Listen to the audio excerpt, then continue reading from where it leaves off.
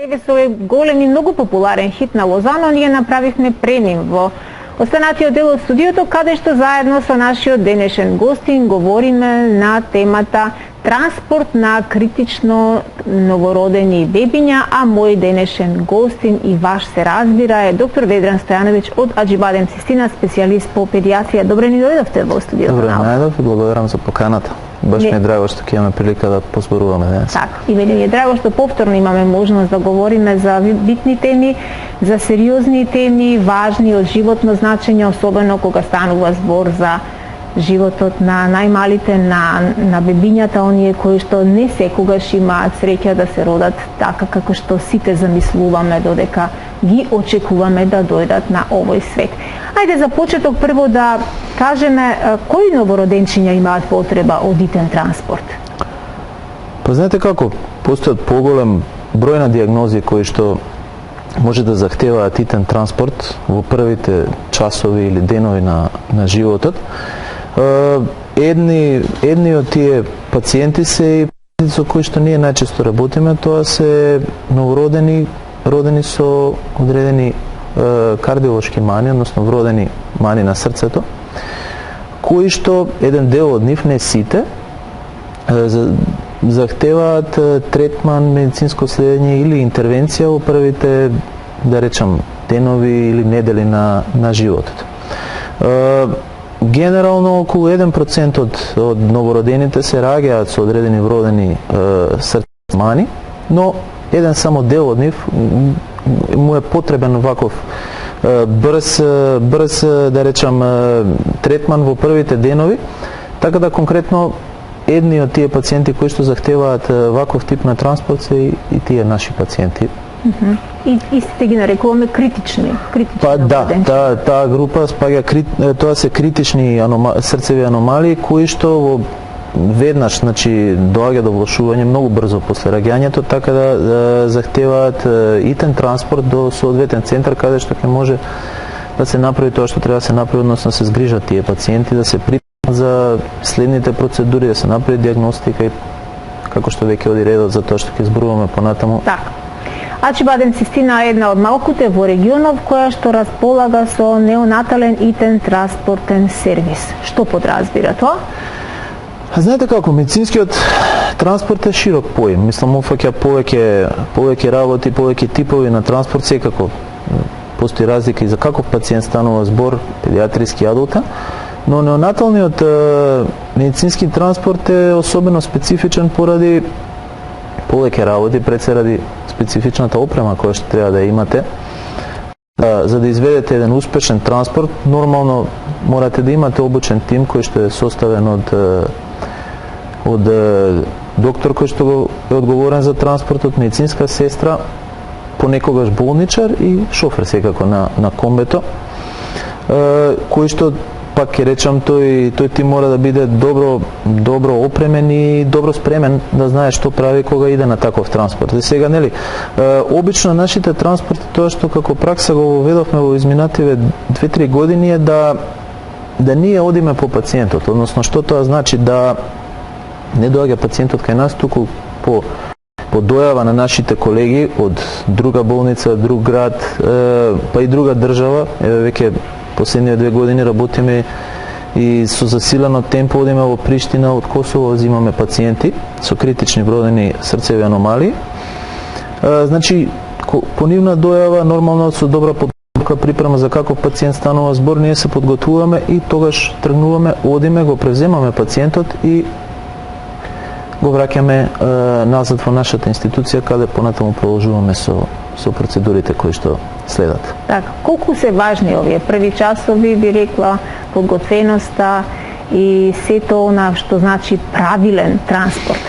Знаете како, доста се важни во смисла првите часови, бидејќи некогаш и првите часови се, како да речам, меден месец, во смисла нема веднаш се да ви се покаже. Така да многу е битно и искуството на тие луѓе кои што работат во родилните центри, болници, каде што ги прифаќаат туку што дојдените новородени, да можеби некогаш ги препознаат и тие суптилни знаци кои што најавуваат дека пациентот нешто набрзо ќе се случи. И секако кога ќе се случи да се препознае одредената ситуација и навремено да се алармира, односно да се контактира соодветниот кој што тој пациент треба да го преземе. Така да пак ќе кажам, тука и како е битна една добра координација меѓу таа страна, да речем и нашата страна, за да сето тоа добро се истемпира, организира, бидејќи само на тој начин со добра пред се комуникација може и тој транспорт да биде успешен и на крајот и да имаме успешна приказна, бидејќи каде и да тој ланец не е доволно добар и попушти, резултатот нема да биде нема да биде резултатот таков како што се посакува. Кажете ни, доктор Становиќ, колку видови на овој неонатален итен транспортен сервис постојат? Во кој смисол мислите видови?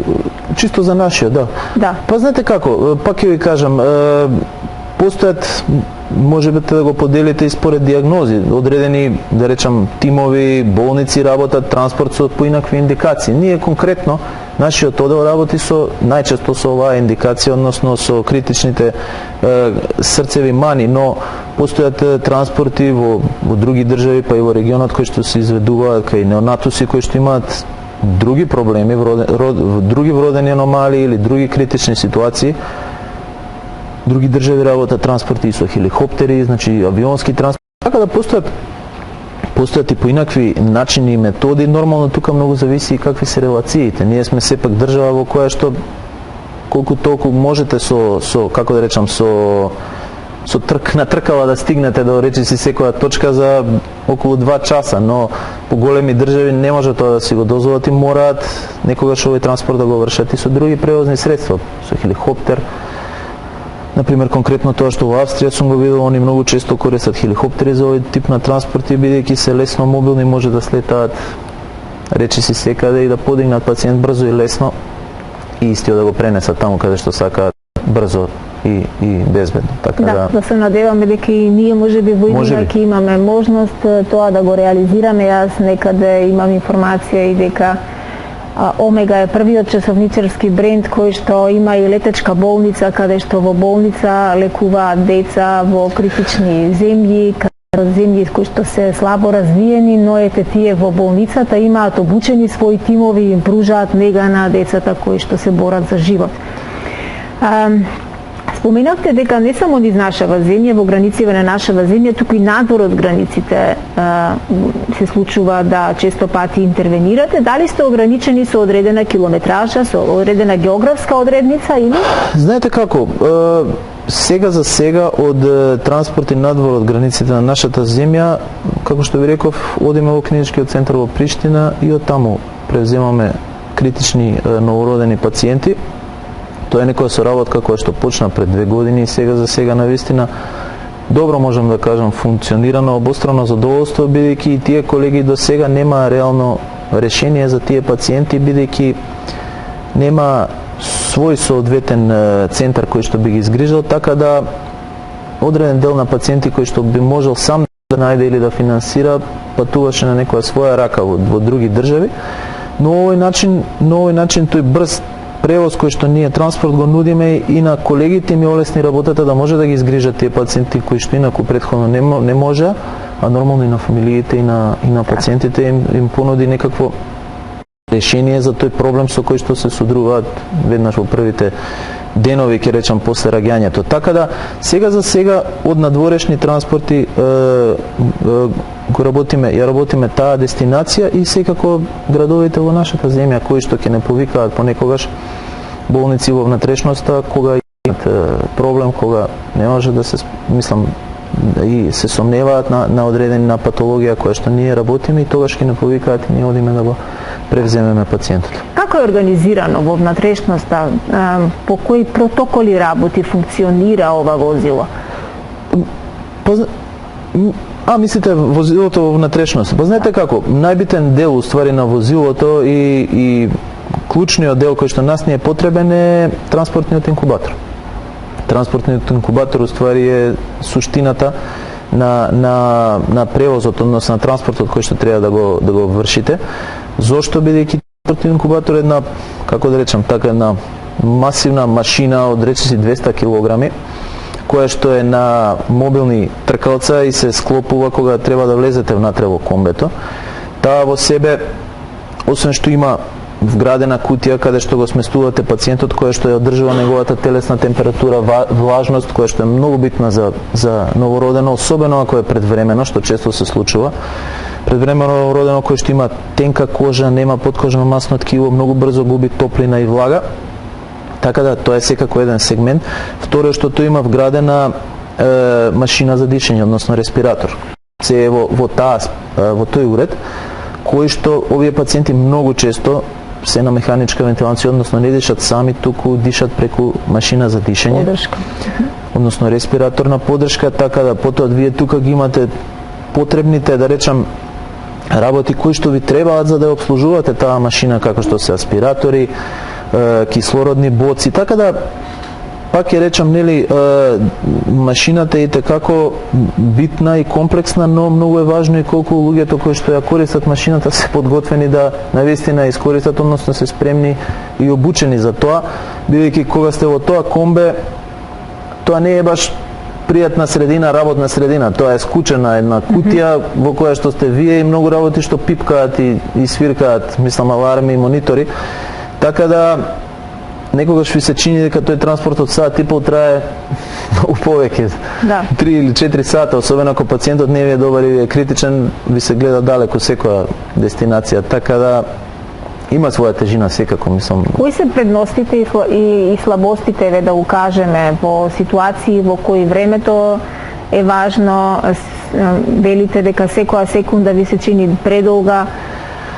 Па знаете како, да, некогаш и секоја секунда ви се чини предолга, некогаш некој транспорт ќе помине сосема коректно, тоа не можете да го знаете дур не дојдете и не го преземете пациентот и видите со што имате работа, но некогаш и некои работи се менуваат и во текот на превозот, смидела на транспорти, кога паѓа снег и кога е темница и така да. Може ли трае транспортот да се предвиди, да се постави некаква првична дијагноза за тоа дали на новороденото, кое во случајов е критично, се разбира, дали треба да му се подготви хируршка интервенција? Знаете како, добро е што, да речеме, многу често ние сепак и колегите кои што ни го предаваат пациентот предаваат делумно подготвени и диагностицирани. Да, делумно ќе речам. И тоа е добро кога го знаете, бидејќи вие можете и пред време малку да бидете подготвени, да земете можеби нешто дополнително што сметате дека ви треба соодветно на тоа што ви го кажале и ве подготвиле. Така да добро е што не одиме сосема на слепо, како да кажам, да не знаеме со што имаме работа. Така да сме делумно подготвени. Инаку вие сепак за време на тој транспорт не можете ниту многу да промените, ниту многу да дознаете. Вашата главна цел е да стигнете безбедно вие и пациентот до точката каде што целите и понатаму да продолжите со сето тоа што треба да го правите, а тоа е дијагностика, исследувања и анализи и така натаму. Да. Во вашата досегашна кариера сте имале ли некоја чудна, невообичаена случка за време на транспорт, може би и раѓање? Па знаете како, за време на транспорт се случуваат, ја не конкретно, ама скоро наши колеги се судрија со проблем да на 20-30 км до болницата патот е блокиран поради одрон. Мора да кружат уште 150 км со тежок пациент околу сосема друг граничен премин, мислам, стварно дојдоа крајно психички потрошени, но стигнаа безбедно за среќа. Така да, затоа, стварно, кога идете на таков превоз, морате да бидете спремни дека може да се случи се и колку што можете да се подготвите, иако не можете секојаш се да предвидите секој чекор и секоја непланирана ситуација. Така, ајде се навратиме повторно на новороденчето. Чинам дека во едно ваше претходно гостување малку го отворивме таа дискусија, но еве да споменеме уште еднаш, кој е најмладото новороденче кое што предвреме е родено во Систина? Па знаете како, би рекол сега тоа се сепак специјалности кои што ги работат нашите колеги на НИКИ, односно на неонатална интензивна нега, зборам кои што работат со прематуруси. Знам дека имаат и одлично го работат тој дел. Имаат превремени роденчиња родени во 26-та, 27-та, 28-та гестацијска недела, кои што нивните хоспитализации навистина долго траат, бидејќи знаете вие треба да дојдете, ако ништо друго, да таа старост која што новороденото требало да ја помине во утробата на мајката, така да тоа се долги престои и долга борба, но за среќа тие пациенти се големи борци и многу често излагаат како победници, така да понатаму нели ги растат и они ги чуваат и нивните слики како биле кога се родили, мислам после кога ќе пораснат, така да фрапантни се тие разлики кога некој од 800-900 грама ќе видите после како израста дете, стварно е убаво чувство. Така, како човек кој присуствувал на многу раѓање, на многу почетоци на животот, тоа е еден величествен чин, чинам дека нема поголема среќа кога имаш можноста да бидеш присутен, особено и да помогнеш во носењето на живот. И од вашето досегашно искуство, кои бебиња побрзо напредуваат, бебињата родени на пролет и во лето или бебињата родени во зимскиот циклус? За пчелите веќе кажем еден куриозитет, читав некаде скоро дека пчелите родени во пролет живеат многу подолго, имаат многу подолг век, за разлика од пчелите родени во есен, тие живеат само неколку дена, едва и неколку дена. Интересно. Не можам да ви кажам медицински издржана статистика за ова што ме прашувате околу децата, но факт е дека тие помалите родени некогаш се многу поголеми, пожилави борци и многу како да речам, упорно се борат за тоа што им следува и следствено на тоа побрзо растат и напредуваат, стигајќи ги своите колеги кои што можеби со 20-30% поголема тежина стартувале од нив или гестацијска возраст, така да едноставно тука нема можеби вистински пишани правила, некогаш природата е чудо и прави навистина чудни работи кои што можете само да ги следите, не можете да ги објасните секогаш. Така, имајќи можност многу често да разговарам со колеги ваши од Ажибаден Систина, секогаш доаѓам на истата констатација дека здравството во Македонија го имате подигнато на едно многу високо ниво и дека се трудите да ја применувате таа персонализирана медицина за секој пациент конкретно. Кажете ми што уште не кажавме поврзано со транспортот на критични новороденчиња и сето она кое треба да го земеме во предвид и да бидеме присебни во тие моменти на стрес, моменти на паника и моменти на хаос. Знаете како, мислам дека благодарам прво на обоите зборови за моите колеги и за нас. Мислам дека околу, ако еве конкретно збориме за транспортот, тоа што треба да тежнееме е да уште напредиме можеби комуникацијата меѓу нашите медицински центри, колеги и сите кои што соработуваме, дел од ланецот.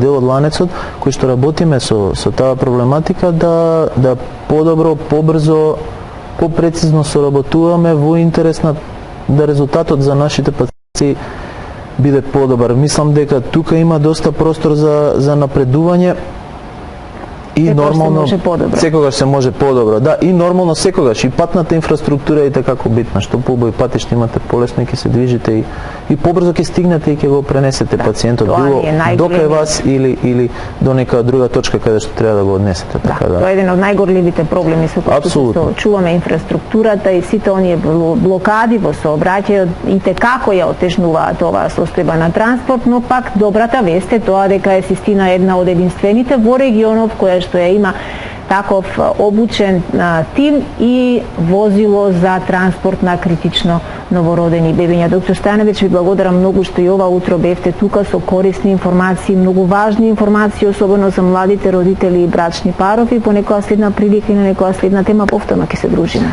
Со задоволство, мене ми е драго ако ете на некого сум му помогнал со овие информации, нешто сите да научиме, да слушнеме нешто ново, ми беше пријатно и ми беше задоволство. Така е, ви благодарам и вам.